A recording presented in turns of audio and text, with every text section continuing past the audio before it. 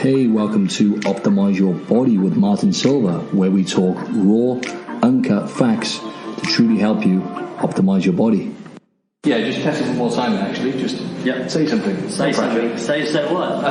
say the English rugby team is a piece of shit. Oh, absolute piece of shit. And the football team actually. The football team's worse. The football team chokes every time. They didn't even get third, they got fourth. Bring it home. I know, yeah. Football's coming home. I'm going to have to add that. I'm going to have to leave that on, mate. So we were saying about how unfortunate the English were.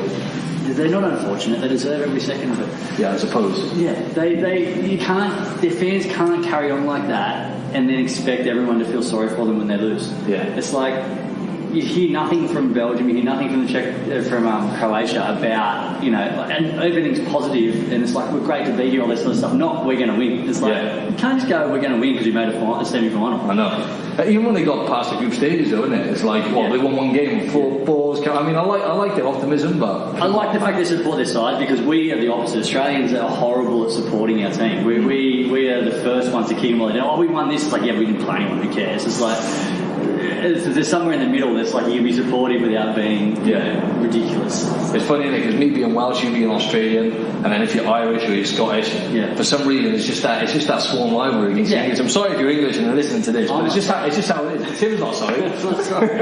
You were telling me though, they're rubbish winners, right? They're bad winners. It's like all you hear about, like when they win the Ashes, they win a game in cricket. All you hear about is for the next 4 years, it's like, we won the Ashes. It's like, you won it once out of the last 4 series or something, and all of a sudden it's just like in. It's like, just say, we won, it's great. I don't have to bring it up every 3 seconds. Actually, I'm not going to lie, mate. Like I said to you, I am like quite satisfied. I mean, I'm glad they got past the group stages, but like when they got to the semis, I started to worry a bit then. So I was thinking, how many English there are here in Coogee alone, and it's like, you were not here the end of it. I like the Southgate thing. I like the fact that he is a bit of an English football villain, and then they embrace him, and then he loses and they boot him again. It's like, hang on a second, I quite like the guy. He seems like a good guy. He seems like he doesn't give a shit like everyone else. Yeah, so like, their young side look good, and they look like they're a little bit more humble. They're a little bit more hungry. Yeah. But it's the fans. It's not the players. I know it's not the players. That's right. But I could go on for the whole episode just laying into England. Let's do that instead. But if you could give us a bit more of your background in terms of who you are. Tim's a physio, by the way, in the gym I work in here at Titan Fitness. And he's at the top of his game. So if you could just... Physiotherapist, have worked as a physio for about 14 years now.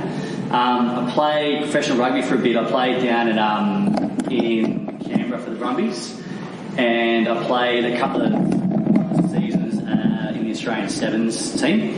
So I'm a bit of a rugby head, and I love my rugby. And that was a good exposure to a lot of really good doctors and a really, really good physios, and sort of getting that strength and conditioning side of things a little bit more. A lot of physios, you come out of university and you don't get taught pretty much anything about S&C. So I found that all my learning about S&C came through the really good S&C guys at the Brumbies and the Aussie Sevens. There's a few guys who are right at the top of the game, so it was really, really good to get that side of things, then build that into the rehab side of things. Awesome. Got hurt a couple of times really badly, and that sort of slowed the career down a little bit. So I've had a big compound fracture of my tibia, which is like bone out of skin, foot facing wrong way. Ouch. A couple of dislocations, dislocated shoulder, dislocated knee. So I've got someone else's Achilles is my now ACL. Lovely. Tore my pec off the bone last year trying to play freaking first grade rugby at 35, which isn't advisable. Really? That's probably the point of difference that I've got as a physio is the S&C combined. So by S&C you mean strength and conditioning? Sorry. Yeah, that's right. Strength and conditioning combined with the injury history sort of gives you a bit more of a well-rounded view rather than the thing that they sort of throw down your throat at university, which is a bit more benign, I suppose. Yeah. More hands-on kind of thing. I was going to say, if you could just delve a little bit deeper into strength and conditioning, because I didn't realise you had that background. Yeah. So that, like, actually applying, Yeah, well, we didn't do. I feel there's a really big gap in the physio market. So the physio market gets someone from a very, very basic rehab point of view and sort of goes, okay, well, we've got a glute dysfunction. How do we activate that glute? How do we get you moving better in that small activation sense? And then we do go a little bit more whole body, okay, show me a squat, all that kind of stuff. But there is a massive gap between that and returning to sport, returning to powerlifting, returning to footy, returning to whatever.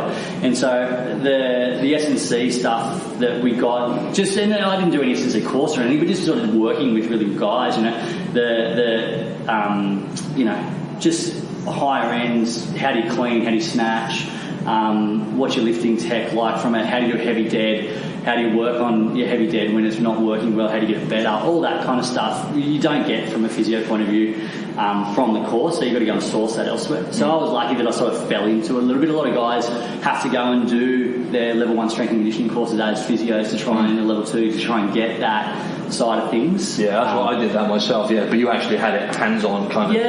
Yeah, I just had it sort of, it just was around it, and so I was doing it, which is always a good thing. I'm a horrible explainer. I'm the worst explainer in the world. I'm going to struggle. As soon as I'm too old to do all the shit I want people to do, I'm a nightmare. Yeah. So it's like, I'll just say, do this. I'll just do it. It's like, that's not right, watch me do it again. Yeah, of course. Whereas other physios are a bit more wordy, but I do struggle to for the explanation side of things. I'm lucky that I have the ability to sort of do a lot of the things that I need people to do. Yeah, that's good. So you're more practical, but you have to put the work in, right? To be able to, you have to keep on top of any imbalances you have, mobility, strength, to demonstrate, right? Yeah, 100%. And look, I've got many things I'm constantly working on all the time. Sometimes I get lazy at one thing and it catches up with you and it gets a bit sore, and then other times you're right on top of it. But, when you've had, I've had 4 major reconstructions, so between shoulders and knees and feet and all that sort of stuff.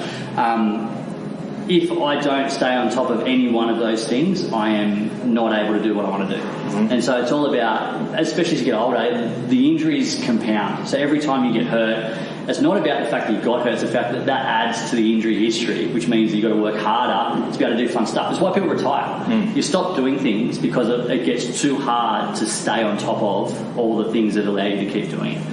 And so the more you stay on top of it early, the less it compounds a little bit as well. So you don't have these 25 million things to do to keep you in the gym. You've only got 3 or 4 at any one time. But yeah, it's just a constant little juggling act. I use the analogy all the time. It's like you've got 12 balls juggling in the air. Occasionally you drop one, you've got to keep the others juggling while you pick that one up and try and keep it juggling again. So it's never perfect. You just got to keep trying to push through as best you can. I see. I can relate to that because I spent a lot of time playing rugby. I had a few little knocks, but nothing on your level, mate, in terms of injuries. But just even lifting weights for 16 years, it got to a point about 2 years ago where I was like, right, okay, I've created these imbalances. Now I've got to stop ignoring these signals, twinges here, twinges there. And then thankfully I got on top of doing mobility stuff and lengthening out my tight areas and stuff. But it's so important, right? Because luckily now I haven't injured myself, but I think I was on the verge of injuries. And if you can stay on top of it, you don't get hurt.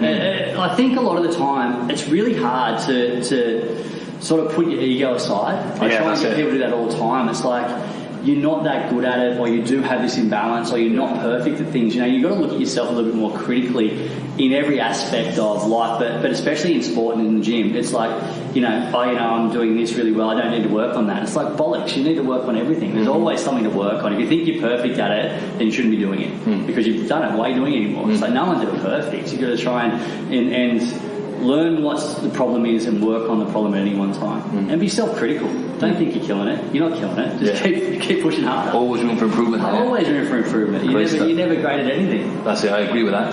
So what are the most common ailments you get with people coming to you? And how do you get, because my client, who obviously you do therapy with my client, and she said you're very good at addressing the root cause. Like you can look at someone, I mean, you've got great experience, you're an expert at what you do, so you can look at someone and you can straight away pick up on imbalances and whatnot. So how do you address the root cause, and what are the most common things you get with people, really?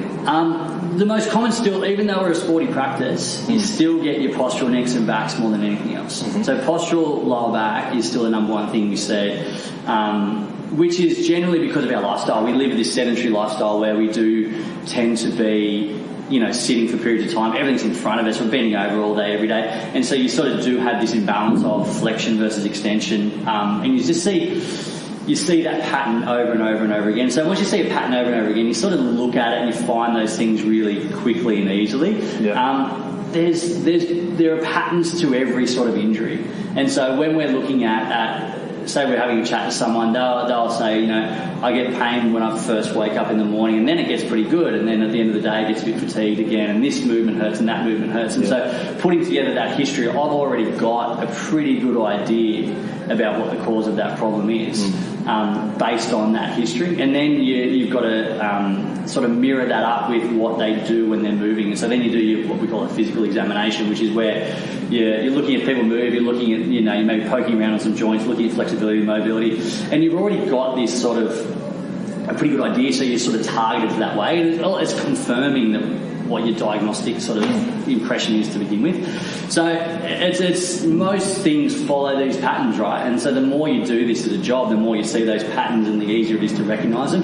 And the other thing that I find is it's easy, the thing that I suppose experience gets you is it's easy to recognise when something's not that pattern. So if something's a little bit different to that, then you go, okay, well, hang on a second, what's going on here? And that allows you to pull back and sort of get the more complex ones and look at that one a little bit more thoroughly.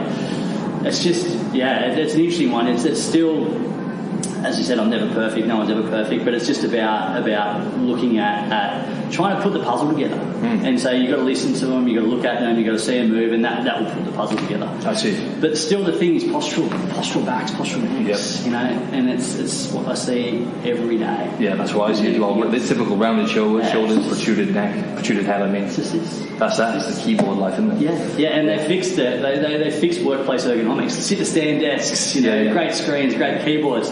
Take this laptop home and sit on the lounge and do that. Yeah, I know. That's exactly it. And then we're going to do, what are they, flexible desking or flexible workplaces where they go and they use different desks every day. It's like, well, hang on, I just set that desk up. Yeah, exactly. Like, why do I have to move to this one? That's it. So it's good for business, to be honest. Yeah, it's great for business. Yeah, exactly. You're not complaining. Yeah. I was just going to say, I'm just trying to relate to the listeners now. So a lot of people do get that, don't they? Lower back problems and stuff.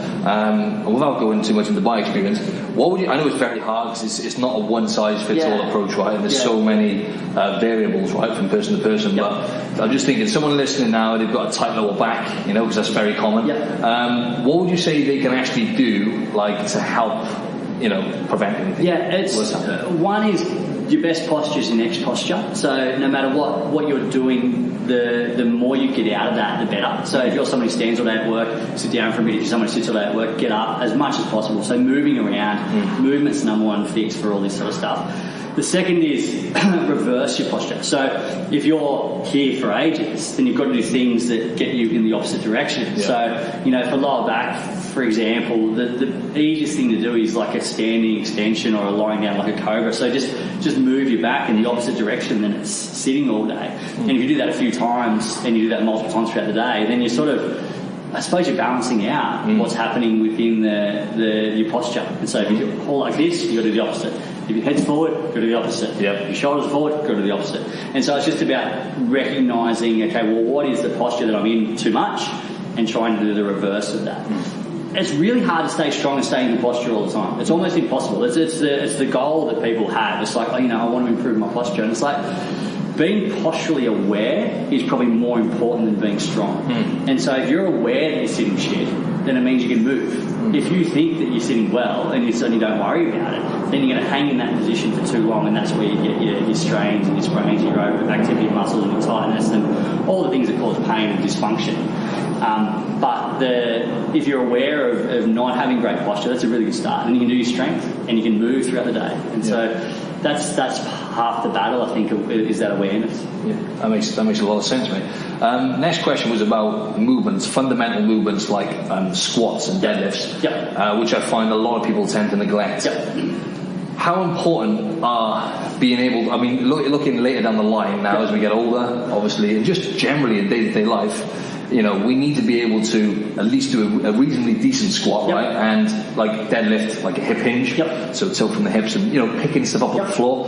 And you can relate all this to day-to-day life. So how important are these movements, and how could you stress that to people? It's the first thing we teach people, pretty much. And so once we've got you out of the degree of pain where you're really, really struggling, so say you come in for an acute lower back, it's like first thing you've got to do is get you out of pain, right? So that's your massage and heat, blah, blah, blah, blah.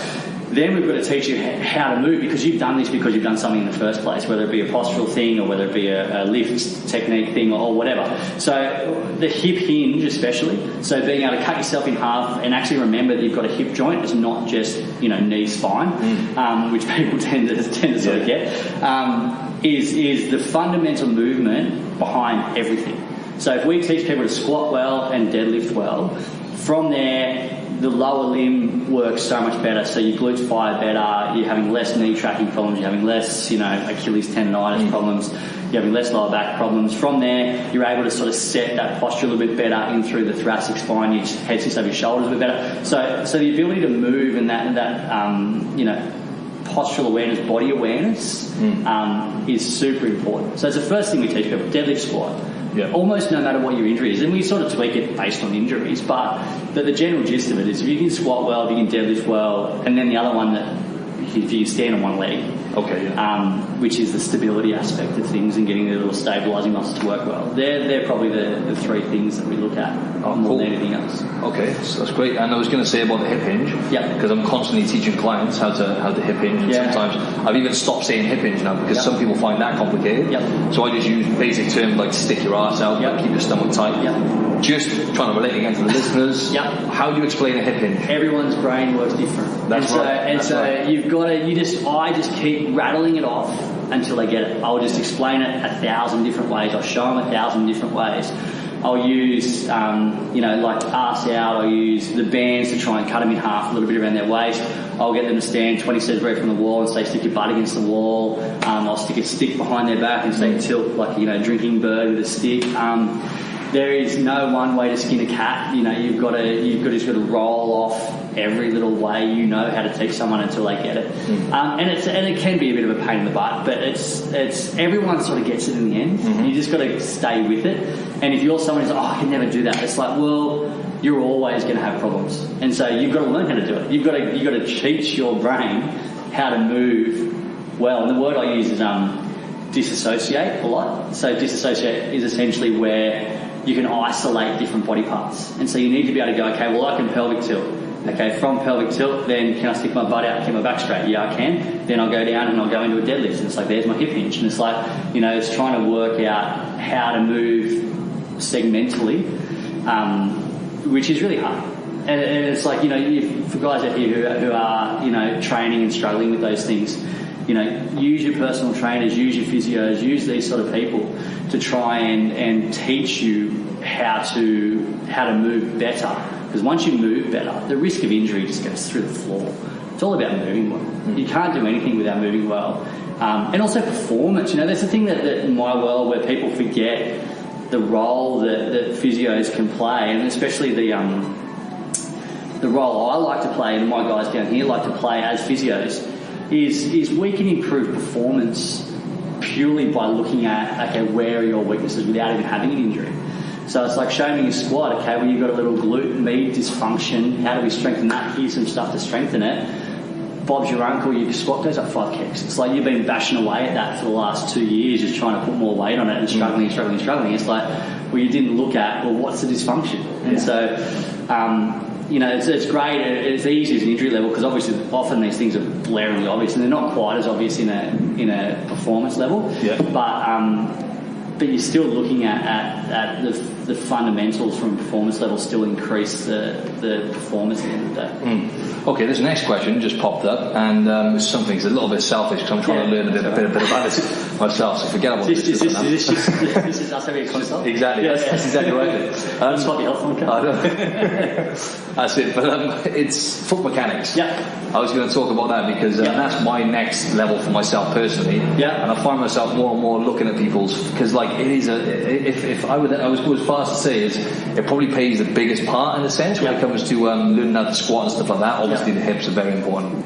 The whole body is a whole mechanism is important, but foot mechanics and people having issues with their feet because obviously we don't walk around barefooted like we used to when we were hunter-gatherers anymore, so our connection to the feet is not as good, right? So no, it's a really contentious issue. It's one of the ones where physio, medicine, S&C, there's everyone's on both sides of the fence. So when I look at all those things and when I look at situations like that, it means there is no right or wrong answer. The right or wrong answer is based on the individual who's standing in front of you. Now, if you've got overpronating feet, which means your arch collapses as you're moving too much, and that's causing problems or that's affecting your performance, then there's two ways of looking at it. You can either work really hard at trying to strengthen those control muscles, but you're strengthening control muscles against a situation where it's quite ingrained, and so you and you probably never thought about it before. And so we're trying to get strength in an area that you've never really thought about before. You've got some structural reason to be there as well. So you've developed that over the years, or you were born with it as congenital, or whatever. And so how much of that are you going to be able to achieve? Is that person better off having a supportive shoe? Is that person better off having orthotics? Is there a deficit right to left? So is there one foot worse than the other? If that's the case, it's really hard, and they're going to be causing more biomechanical problems rather than having both feet the same. It comes down to time, I reckon. Yeah. It comes down to how much are you willing to sit there and do boring actions. Yes, that's exactly it. That's why I keep putting it off, Tim. Control of your feet a little bit more. Foot strength and football versus wear better shoes. Exactly. It's like that's it. There's there's 1,000 ways to do it, but it's also about what level are you. Are you someone who is squatting 180 and wants to get to 200, wants to go in powerlifting competitions, wants to be an elite level athlete? Yeah. You're probably working on those 5%ers. Are you someone who walks in who wants to lose a bit of weight, stay injury free, and be healthier? Why do we need to fight that fight? It's about. It's a very broad question. It's almost picking and choosing what is the thing that is most pertinent or most relevant to that person not doing well. And if you can throw a pair of orthotics in them, and all of a sudden their foot's in a good position. There's an argument for that, and there's an argument for the other way. And so, would you not say that's more of in a sense, like a band-aid approach? So I know it's going to help, temporarily, but would that be a long-term answer for some people? Again, that comes down to the work they would have put in, I guess. Exactly right. But it's also it's you go back to caveman days, and the argument with caveman days is a really interesting one because we have never walked around on even surfaces, ever. And so you haven't developed this arch over a period of ever, right? So it's not like it's something that we've had from birth and we've lost. You've been walking around on concrete in shoes since you could walk. So you haven't lost this. This has never been there. And so as part of human evolution, there's two ways of looking at human evolution. We're getting a bit deep here. That's good. It is, are we doing things that we don't need to do? Has our brain beaten this problem? And so humans haven't evolved. We haven't grown an extra thumb. We haven't, lost our appendix, all that kind of shit that people think we're going to do. What we've done is we've worked out how to take the appendix out. We've worked out how our brains have evolved. Yeah, exactly. Our brains have evolved to solve these problems. The food one, which I'm not going to get into because it's very confusing. No, I love it. I always talk about evolution, so it's all good, mate. Crack on. The food one, it's like, we weren't farmers. It's like, but we became farmers because everyone was fucking dying. Yeah. It's like, so agricultural revolution, all that kind of stuff. Exactly. Yeah. So our brains evolved to solve these problems, and yes, you can fix your feet. Is the orthotic a bit of a band-aid solution? Well, when do you need to be in bare feet running trails? If you want to, that's great, and I'm all for that. It's not realistic, is it? But if you're an overweight 40-year-old female who's busting their ass just to get to the gym and do their S&C and their cardio and all that kind of stuff, are we throwing foot mechanics down that person? Or are we just getting them to turn up and saying, it's great, you're doing really well, we're squatting, we're deadlifting, we're doing all these things. We don't have to fight that fight. That's what you mean, yeah. So adapting to where we're at in time, really, isn't it, essentially? Yeah, and what time you have and what you want to do. Yeah, so the person who wants to become more grounded, wants to do their trail runs and their vibrants and their barefoot running and stuff, it's absolutely fine. It's fantastic. Do it properly, do it slowly, work on your foot mechanics, work on your glute mechanics. If you are a good, perfect, really great athlete, you can definitely do that. It's just the expectation on the client may or may not be realistic for them to do that. And so that's always an interesting thing from my point of view and the personal trainer point of view. It's like, how realistic is this person going to change their arch? And you pick and choose. That's it. Whatever they're going to be consistent with and actually do is what you provide them with. Consistency is the key. It's the key thing. I've got it's not random, but it's a bit off topic. But the next question was, what is the difference between a physio and a sports massage therapist? Because I'm aware of that now, but it's just a while to kind of crack the code. Yeah. Look, the depth of knowledge is a bit chalk and cheese, unfortunately, for the sports massage therapist. The physio from a biomechanical point of view, a movement analysis point of view, is trained in that. The sports massage therapist isn't trained in movement analytics. They can be exceptionally good at releasing tissue, often better than I am. But it's putting the whole picture together. Their training isn't down that route, so the exercise prescription isn't taught. And so there's excellent everything, right? And so don't get me wrong, there is excellent massage therapists, there's excellent, all aspects of our industry, but the fundamentals are they aren't really taught how to do any of this stuff. And so physio is a 4-year degree where we go into the depth of all that kind of stuff, and there's a level of continuing education and a level of evidence behind everything we do that has essentially been proven to why we do that. Massage therapy, sports massage therapists, there isn't that side of it. And yes, it can make someone feel better, and yes, I think it's a really important part of staying mobile and fit and active and healthy and all that kind of stuff. But the injury analysis isn't quite there. Oh, I see. Yeah. So prevention over cure kind of thing, and the corrective side of it. Fantastic preventers. Yeah. I don't think they have the skills to cure. Okay, I see. As a whole, and that's a very general comment. I see what you mean. Okay, and we skimmed over this as well, but like just basically tips for people who, again, most people do have sedentary jobs nowadays. They get pain in their back, pain in their neck. You said the Cobra, right? So if you just, I don't know, maybe if you could just give us like 3 of your favorite exercises, and so people could do consistently for a few minutes each day, just to. Cobra is my number one for my lower back. So explain that quickly, because I know what it is. Lying on your tummy, pushing your hands, putting your hands like you're in a push-up. You keep your hips generally on the ground, and you gently push up and get an arch in your back. That's my number one for my lower back. Number 2 is for my upper back.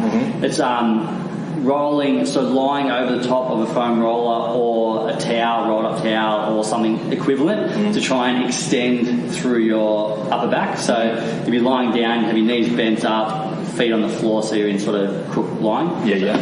Well, that's right. We're on film anyway. That's cool. Okay. So anyone can look at the film. And then having the towel horizontally, right? Okay. Or the foam roller horizontally, and you're trying to sort of arch back over it. I see what you mean. Nice and slowly. So it's more about flexion and extension. Yes. So a lot of the times people will sort of roll up and down trying to release their muscular tissue. Where it's like, that's great, but it's not really that postural reversal that we're after. Right. So we're after reversing that flexion posture that we talk about all the time, the shoulders forward, chin position, so arching over the top. And the third one is a chin tuck, which is a similar sort of vein. So our chin forward position is a problem. It's chin back, and so it's almost like someone's grabbing you from the hair behind your head, so like a ponytail, and pulling it straight back and doing that repeatedly. And so doing them repeatedly, gently but repeatedly and relatively frequently, can sort of reverse that sedentary side of things and keep you mobile in both directions. It's very rare that someone walks in and can't sort of flex their spine. Well, even someone who's tight in their hamstrings can get to sort of 3/4 shin. But someone who is tight in their extension will just go bend back a tiny bit, that's stuck, and you can see their spine doesn't move in that direction. Your spine's supposed to move in both directions, flexion and extension. So if you're finding one is feeling really stiff, then work on that. Okay, cool. And in terms of, like, I assess people myself, like on the first consultation, I'll do like 3 different assessments with them. And one of them is like a squat assessment. And for me, the anterior pelvic tilt is probably the most common thing I see. So tight hip flexors, weak core muscles, hamstrings and whatnot, and also the rounded shoulders kind of thing. So when you get people to do a squat, what are the most common things you see with people, like issues? Probably the first is that losing their lumbar spine, so losing their pelvic control. And so it's not, I don't love anterior pelvic tilt, posterior pelvic. It's about maintaining neutral spine, right? So the butt wink is something you see a lot at the bottom of the squat. The butt wink, for anyone who doesn't know, is sort of where your spine and your butt will flex under your spine at the bottom of a squat. The second one is losing your glute stabilizer, so your knees coming in. Okay. So when you're getting to that squat stance, those knees collapsing together is a really good indication that glute medius, so one of your glute stabilising muscles, isn't doing its job properly. And so that collapse in is another thing that we're really looking at. So they're probably the two. So being able to control neutral pelvis, and then being able to activate glute stabilisers to keep yourself square are probably the two things that we look at more than anything else. Oh, okay. Good stuff. Makes sense. And I was going to ask you now just a bit more about business, just a question about business. And close your eyes and go for a ride. Yeah, that's it, mate. You ready for this? Hang on. I want to hear your journey. That's my business. That's it. Close your eyes and hang on. Exactly. Close your eyes and just go for it. Yeah. That's what I do as well. Just just wing it, isn't it? Just go for it. I like. I was always talking about this book that I'm writing that I'm actually writing called The Ostrich Approach. Yeah. You stick your head in the sand. Don't worry about it. Just bury your head in the sand, isn't it? Literally. Don't worry about it. See what happens. Just go with the flow. Yeah. No, I was just going to say, obviously, you're crushing it as a physio here in Sydney. Yeah. Doing really well. You've built a business from scratch by the looks of it. Yeah. And just wondering if you had any tips for people who are, trying to build a business and, trying to essentially fend off the competition or, make the competition irrelevant, if you like, because that's what you want to do, isn't it? How have you managed to do it? Have you got any tips? Being self-critical is really important. Knowing what you are is really, really important. So knowing what product you're selling, knowing who the market for that is, and being critical in that. So not trying to necessarily market yourself to every single little person, because not everyone is for what you provide. I am big on no bullshit. It's like people see through you. And so you need to believe in your product and be producing a good product, whether that's a thing that you're selling physically or my time or expertise or whatever. It's like everything that I'm telling someone is something that I would do myself or tell a family member. And so if I want someone to come back next week, it's because I need them to come back next week, not because financially it's good for me to come back, for them to come back next week. I see. Because if it is just that, they will see through your rubbish and they'll go to the next person or not really buy into what you're doing. So it's being self-critical, not being gimmicky, not being salesy. And being genuine are the things that I've sort of built a business on. The knowledge is one thing, but the knowledge is only one aspect of it. You've got to give a shit, you've got to like what you do, and you've got to, genuinely want to. For me, it's just wanting to help people, I suppose. And if you're doing it from a financial point of view, then I think often you're in the wrong place. Yeah. So nothing that I do is, like, obviously everything has a financial roll-on effect and you have to make sure the business makes money, otherwise it doesn't exist. But the fundamentals are that if you do that second and the little things first, like someone comes in for taping, I don't charge them. Someone comes in and sticks their head in for advice. I'm not saying that's a consult. It's like, I'll give everyone my time. You ask me to do this, it's like, yeah, sweet. No dramas. I do a seminar for Titan in a few weeks. They're like, oh, what do you charge for it? Nothing. It's like added value. Yeah, it's a value add. It's me getting in front of people to be able to market myself. But I'm not selling every little aspect of it, because then it becomes a bit cheapened. Yeah, that's right. Yeah, and people see through that as well, don't they? The bottom line is just constantly trying to sell someone something. You're just going to piss them off. You've got to give. I keep saying this. We live in a world now which is full of information. You can get whatever information you want. From Google, from the Google man. The Google machine. Yeah, exactly. So integrity is really important to you. I believe in that too. Massively, and that's why I try and instill that to my staff all the time. It's like, and for them, it's like, it was really interesting. The thing that I found most about being a business owner and having staff under me was that I do things without thinking about why I do them. And so I actually have to sit down and go, well, hang on a second, how come I do that and they don't naturally achieving that same goal or doing that naturally? It's like it's hard for them. And so breaking down the fundamentals of how you do what you do is really interesting. How then do you teach that to the next person? Because everyone's different, and everyone's motivated by different things. Exactly. So having staff is the hardest thing. For me, just be a physio is easy. I love it. It's easy. I love the puzzle. I'm generally not too bad with people. It flows on really easily. The thing that's difficult is having 10 employees. Yeah, exactly. Keeping all them in check to make sure your business is on point in terms of the quality of that. Yeah, keeping them on check and keeping them interested. Yeah. Keeping them, because staff retention is huge. We talk about consistency. Consistency of my staff has a massive effect on my bottom line. Yeah. And so consistency in all aspects of life. So if I can keep them interested and staying and engaged, then it's better for me financially, but it's also a better workplace, and that's what I try and create a workplace that everyone enjoys. My staff enjoy it. The people who walk in enjoy it. I take the piss a little bit.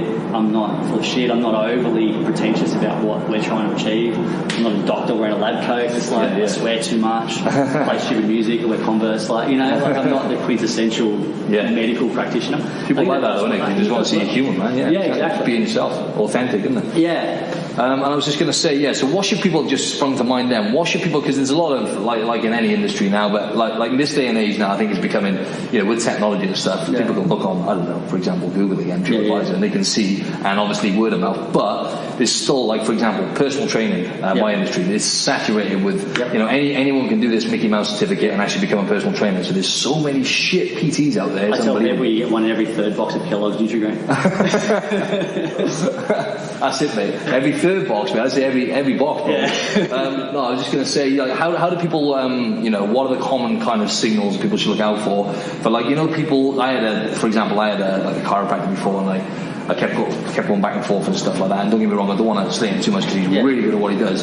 But at the end of it, I thought to myself, right, I need to get to the root cause of this issue, which is a muscular imbalancement. So, for me, going back and forth and getting cracked every 3 days really wasn't going to be a long-term thing. So, for physios, to say someone wants a physio, they want to go and see someone, what should they look out for in terms of people trying to just, rinse them? Yeah, it is really, really hard. I think the thing that's happening a lot these days is the old physio, 2-machine, ice pack sort of thing is absolute garbage.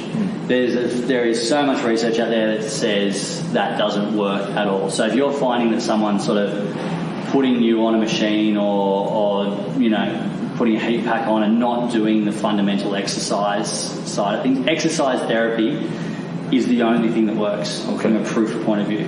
Now, the release stuff that you do and the mobility stuff, like the hands-on stuff that physios do, is still really important because it gets you moving better. But at the end of the day, the only thing that works is exercise and changing habits and changing the way you move and doing strengthening essentially. So you need to have someone who is doing that.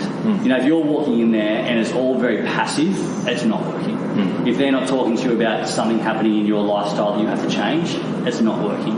And that's not necessarily about, the thing that I suppose I look at is that's not necessarily a thing about them fleecing you. It is potentially them just not being very good. This is the other side of it. Of course. Because most people go into physio and be really genuine because it's known to not make a hell of a lot of money compared to other things. It's hard to get into. It's like 98 in the HSC, which is like the schooling mark. So it's like stupidly difficult to get into. So not many people go into it without having it pretty genuine, wanting to help people. That doesn't necessarily mean that everyone's good at it. Of course. The other one is the one that I am getting really shitty at the moment, which is a business side of physio that's coming into it, is bulk booking. So if you're walking in there and saying, I've torn my hamstring, and they go, okay, you need to pre-book 8 sessions because this is going to take 6 weeks. And so it probably is going to take 6 weeks. But you might need 2 sessions booked in because you know you're going to come twice in that first week. But how you heal and how this recovers and how you respond and how much you're doing your rehab and how much pain you're in, all this stuff dictates how often you should be coming. And so it should be a very fluid process. I may have a plan for you that says I want you to come maybe 4 times in 2 weeks.